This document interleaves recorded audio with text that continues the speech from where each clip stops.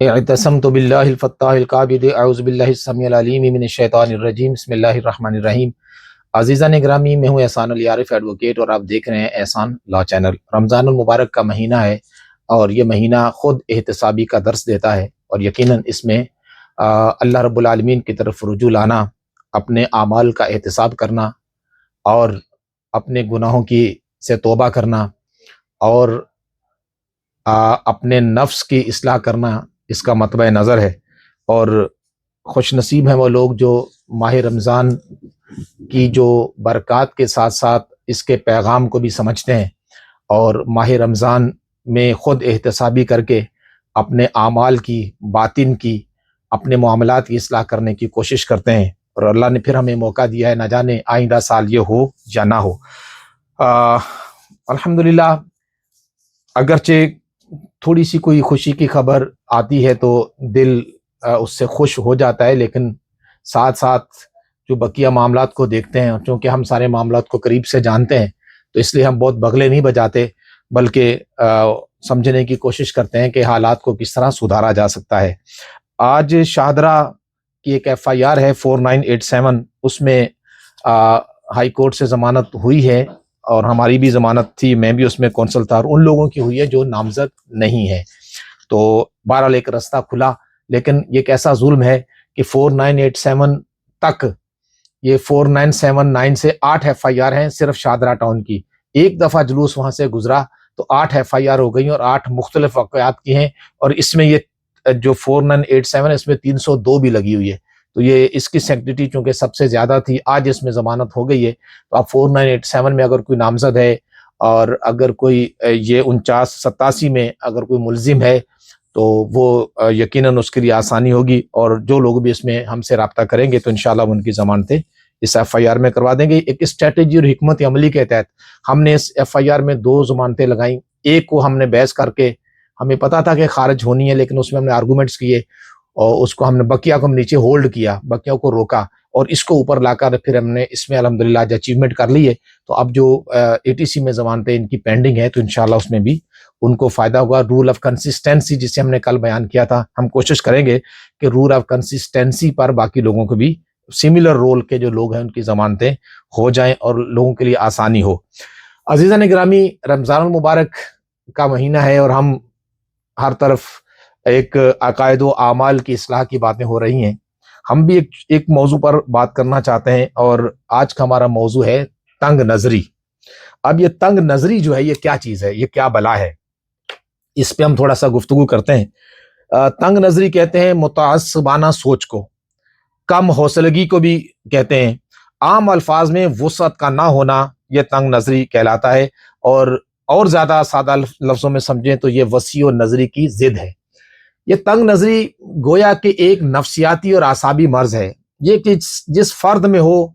اور یا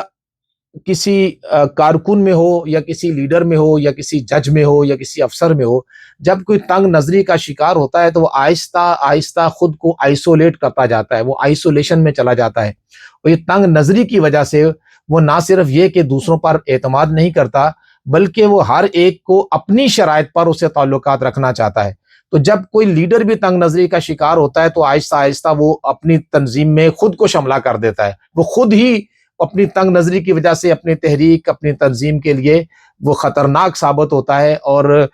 ہم بعض اوقات کئی لوگوں سے ہم اس کا شکار ہو چکے ہیں کہ وہ پھر کسی اور کی صلاحیتوں کو تسلیم ہی نہیں کرتا، تنگ نظر ہونے کی وجہ سے کہ ہر اچھائی بھی اسے برائی نظر آتی ہے۔ وہ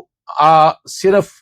خود کو سمجھتا ہے کہ وہ ٹھیک ہے، اور بقیہ لوگوں پر وہ طعن و تشنیع کے تیر چلاتا رہتا ہے۔ اور یہ خاص طور پر یہ ایسے لوگ بھی اس میں مبتلا ہوتے ہیں جن کی جلدی جن کو شہرت مل جائے، یا کسی معاملے میں ان کو تھوڑا سا مال زیادہ آ جائے، تھوڑی عزت زیادہ مل جائے،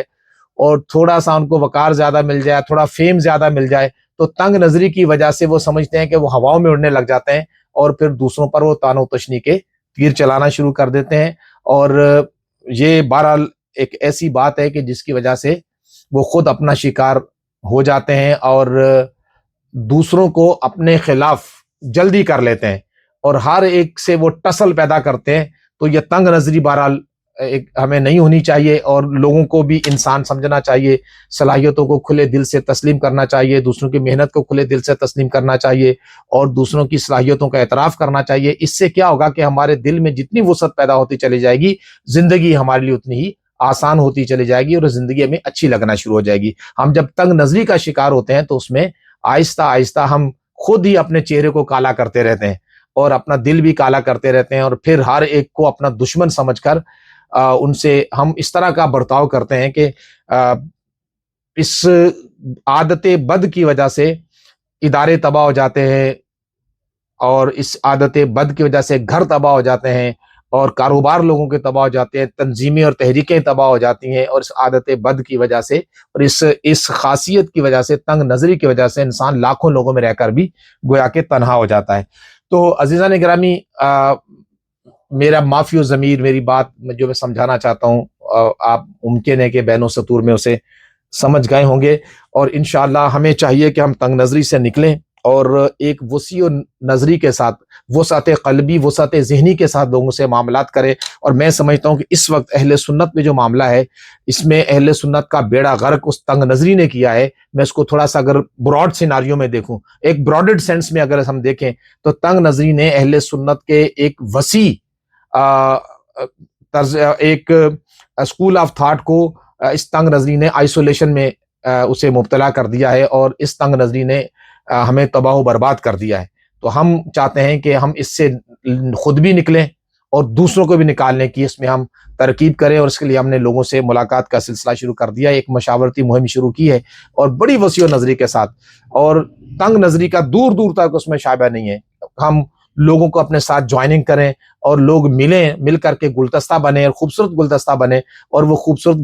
گلدستہ جو ہے وہ ایک اچھا جیسچر دے، اور وہ ایک قوت بنے، اور وہ قوت بن کر جو لوگ مصائب کا شکار ہیں، جو لوگ تکلیف کا شکار ہیں، جو تنگ نظری یا بند گلی میں چلے گئے، ان کو نکالنے کی بھی کوشش کرے، اور اہل سنت کا وقار بھی اس سے بڑھے۔ بہرحال ہم تنگ نظری پر چند اشعار کہہ کر اپنی گفتگو کو ختم کرتے ہیں۔ یہ ایک ہمارے شاعر ہیں جناب، ان کا نام ہے عرفان اعظمی صاحب، اچھے اشعار کہتے ہیں۔ وہ کہتے ہیں جی: تنگ نظری میں ہر ایک دانا کی دانائی گئی، حادثوں کے شہر میں آنکھوں کی بینائی گئی، پھول کی خوشبو گئی، شاخوں کی انگڑائی گئی، باغباں ایسے ملے کہ گلشن کی رعنائی گئی، سیم و زر کی کوکھ میں پلتے رہے فتنے فساد،